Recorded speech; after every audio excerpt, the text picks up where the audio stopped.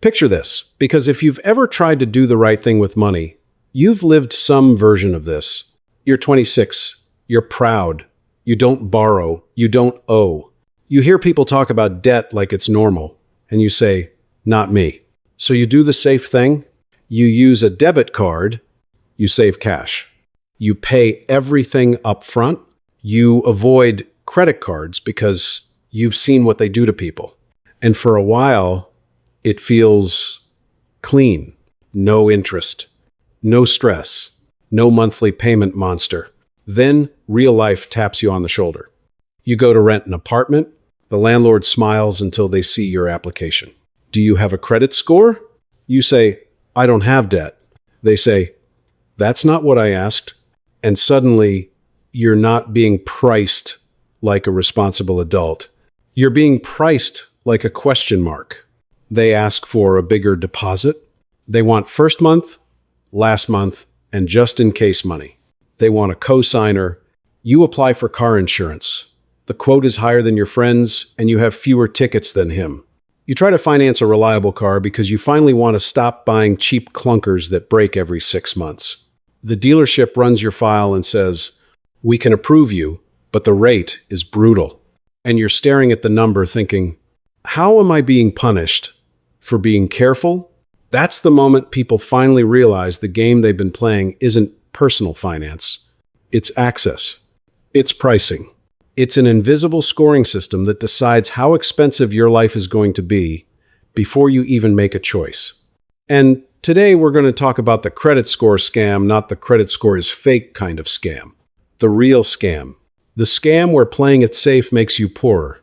Because the credit system doesn't reward people who are good with money. It rewards people who are good customers. And there's a difference. My name is Sam Invest, and I spend way too much time studying the hidden mechanics of money, the stuff nobody explains in school, the stuff that decides whether you get charged a small fee or a lifetime of premiums. And if you've ever felt like you're doing everything right but still paying more than everyone around you, you're not crazy. You're just seeing the machine. Now, quick thing before we go deeper. This video is education, not personal financial advice. Credit rules vary by country, lender, and scoring model. But the incentives, the logic of the machine, is shockingly similar everywhere. All right, let's expose it.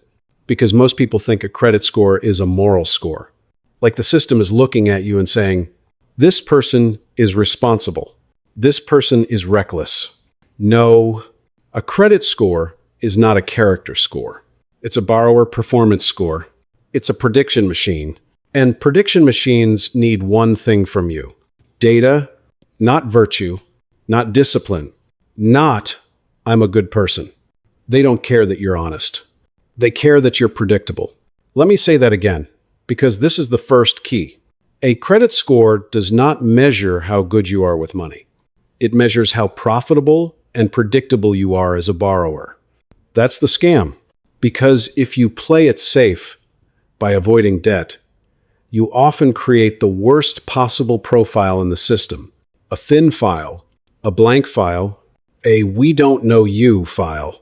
And in finance, uncertainty is expensive. When the lender doesn't know you, they don't reward you for being careful. They charge you for being unknown. That's the first trap. Unknown person penalty. There are two kinds of people who get punished in the credit world. People who have bad credit because they missed payments. People who have no credit because they avoided the game. And the second one shocks people because it feels unfair. I did the responsible thing. Yes, you did the responsible thing in the real world. But in the credit world, you did the invisible thing. And invisible people don't get the best prices.